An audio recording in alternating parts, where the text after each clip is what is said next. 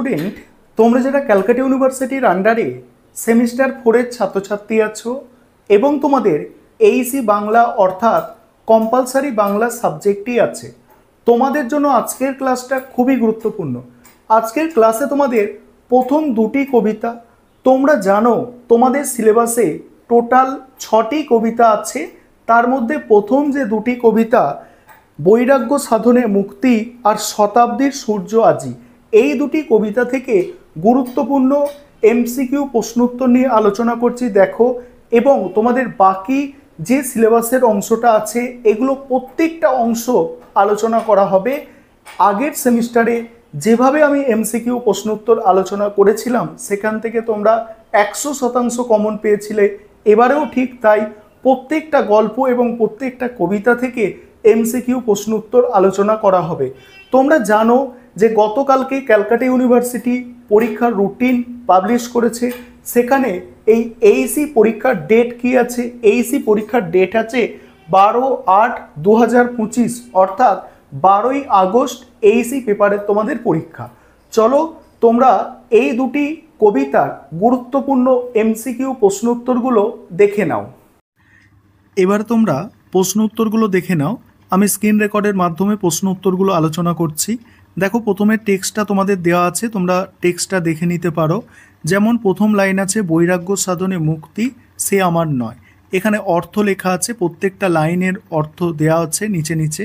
তারপরে দেখো এখানে লাইনটা লেখা আছে এবং তার নিচে অর্থ লেখা আছে, প্রত্যেক লাইনের অর্থ এইভাবে দেওয়া হয়েছে তোমরা যাতে বুঝতে পারো। দেখো এটাও তোমরা চাইলে স্ক্রিনশট করে নিতে পারো, ঠিক আছে। প্রত্যেকটা লাইনের অর্থ করা আছে এবং তারপরে এই যে কবিতা, সেই কবিতার সারসংক্ষেপ অর্থাৎ বিষয়বস্তুটা এখানে দেয়া আছে। এবারে আমাদের যে আলোচনার বিষয় সেটা হচ্ছে এমসিকিউ প্রশ্ন উত্তর। প্রথম প্রশ্ন কি আছে দেখো, বৈরাগ্য সাধনে মুক্তি সে আমার নয়, এই পঙ্ক্তির বৈরাগ্য শব্দের অর্থ সংসার ত্যাগ।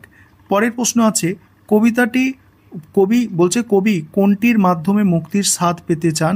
দেখো এখানে অসংখ্য বন্ধনের মাঝে মহানন্দ। তারপরে দেখো 3 দাগের প্রশ্ন, এই বসুধরা মৃত্তিকার পত্রাখানি, এখানে পত্রাখানি কিসের প্রতীক? দেখো এখানে পত্রাখানি পৃথিবীর প্রতীক। মোস্ট ইম্পর্টেন্ট প্রশ্নগুলো এখানে রাখা হয়েছে। তারপরের প্রশ্ন, কবি বারবার কি দিয়ে মাটির পাত্র ভরতে চান? অমৃত রস। তারপরে কার বিরহের তৃষিত হৃদয়ে যুগে যুগে পিপাসায় বেঁচে আছে ঈশ্বরের বিরয়? অ্যান্সার হচ্ছে অপশান গ। দেখো অন্ত পিপাসার বাঁচিয়া রয়েছে, এই পঙ্ক্তির অনন্ত শব্দের অর্থ, অনন্ত পিপাসায় বাঁচিয়া রয়েছে, এই পঙ্ক্তিতে অনন্ত শব্দের অর্থ, অনন্ত শব্দের অর্থ হচ্ছে দেখো অসীম, অনন্ত শব্দের অর্থ অসীম। তারপরে দেখো 7 নম্বর প্রশ্ন, নানা নানা বর্ণ গন্ধময় প্রদীপ কিসের মতো জ্বলছে? জ্বলন্ত সংসারের মতো জ্বলছে। তারপরে দেখো বাকি কিছু প্রশ্ন আমি স্ক্রল করে যাচ্ছি, তোমরা দেখে নাও। যেমন 9 নম্বর প্রশ্ন আছে, দেখো 9 নম্বর প্রশ্ন আছে কবিতার সংসারকে কোথায় তুলে ধরতে চান?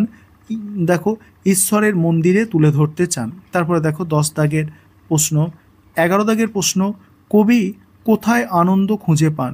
কবি দেখো দৃশ্য গন্ধ ও গানে আনন্দ খুঁজে পান। নেক্সট, দৃশ্য গন্ধ ও গানের মাঝে কার আনন্দ বিরাজ করে? ঈশ্বরের আনন্দ বিরাজ করে। তারপরে দেখো 13 দাগের প্রশ্ন আছে। 14 দাগের প্রশ্ন, কবি প্রেম কিসের ফল দেবে? 15 দাগে কবিতাটির মূল সুর কি? প্রেম আর ভক্তি হচ্ছে মূল সুর। ইম্পর্টেন্ট প্রশ্ন আছে এটা।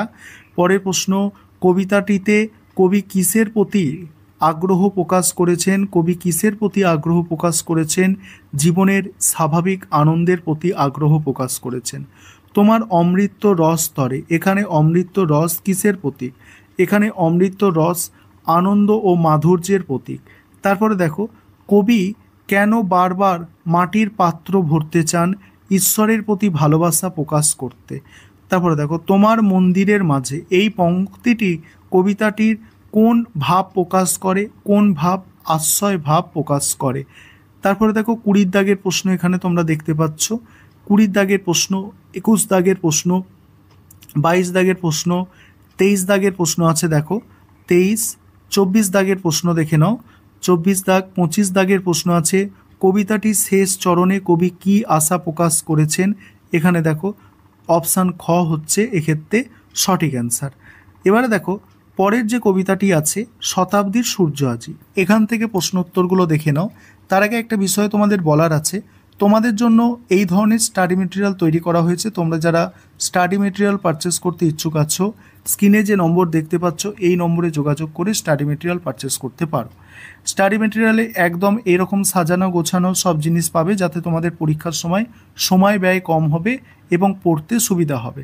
দেখো শতাব্দীর সূর্য আজি, এখানে প্রথমে টেক্সটটা দেওয়া আছে, টেক্সটটা তোমরা দেখতে পাচ্ছ, টেক্সটটা দেওয়া, তারপরেই সেই টেক্সটের সারাংশ লেখা আছে, অর্থাৎ এখানে যে কবিতা শতাব্দীর সূর্য আজি তার সারাংশ তোমরা দেখতে পাচ্ছ, এইভাবে সারাংশটা লেখা আছে।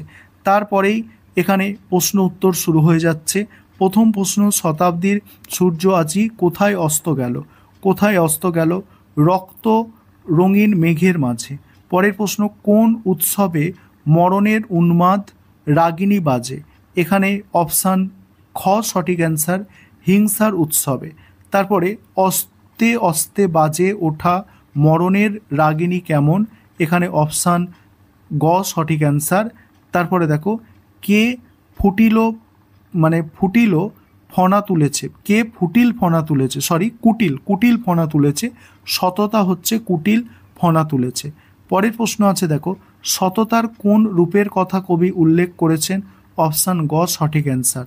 তারপরে দেখো সততার দন্ত কেমন? সততার দন্ত হচ্ছে দেখো অপশান গ সঠিক অ্যান্সার। তারপরে দেখো এই সমাজে সংঘাতের সংঘাত বাধার কারণ কি? সংঘাত বাধার কারণ হচ্ছে স্বার্থপরতা। তারপরের প্রশ্ন দেখো, পরের প্রশ্ন আছে সকলের মধ্যে লোভ জাগরিত হওয়ার ফল কি? সকলের মধ্যে লোভ জাগরিত হওয়ার ফল হচ্ছে সংগ্রাম ঘটে চলা। তারপরে প্রলয় মন্থর ক্ষোভে কিসের ধ্বনি উঠেছে? দেখো এখানে বর্বরতা জেগে উঠেছে। তারপরে বর্বরতা কোন বেশ ধারণ করেছে? বর্বরতা হচ্ছে ভদ্র বেশ ধারণ করেছে। তারপরে বর্বরতা কোথায় জেগে উঠেছে? পঙ্কশয্যা থেকে জেগে উঠেছে। 11 দাগের প্রশ্ন। 12 দাগের প্রশ্ন, বলের বন্যায় তাকে ভাসানোর কথা বলা হয়েছে, উত্তর হচ্ছে সংগ্রামকে। তারপরে বাকি প্রশ্ন উত্তরগুলো তোমরা দেখে নাও, আমি খুব ধীরে ধীরে স্ক্রল করে যাচ্ছি। এবং তোমরা যারা স্টাডি মেটেরিয়াল পারচেস করতে চাইছো অবশ্যই তোমরা যোগাযোগ করে নেবে। সেক্ষেত্রে এইরকম ধরনের কোয়ালিটি হবে স্টাডি মেটেরিয়ালে দেখতে পাচ্ছ, সেগুলোই আলোচনা করা হচ্ছে এখানে। এবং প্রত্যেকটার ওইভাবে সারসংক্ষেপ বা বিষয়বস্তু দেওয়া আছে, তারপরে তার পিছনে প্রশ্ন উত্তর আছে। যেমন এখানে প্রশ্ন আছে দেখো, হিংসার উৎসব আজি বাজে। এখানে উৎসব শব্দটির অর্থ কি অর্থে বোঝানো হয়েছে? ব্যাপক ও তীব্রতা বোঝানো হয়েছে। কবি কোন অস্ত্রের কথা বলেছে? বলছে দেখো কবি কোন অস্ত্রের কথা, কবিতায় কোন অস্ত্রের কথা বলা হয়েছে? শারীরিক ও মানসিক উভয় প্রকার অস্ত্র।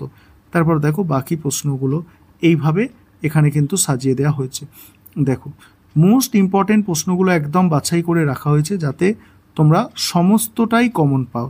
গতবারে দেখেছো যা তোমাদের সাজেশান দিয়েছি সমস্ত তোমরা কমন পেয়েছো, এবারেও তাই সমস্ত প্রশ্ন উত্তর তোমরা কমন পেয়ে যাবে।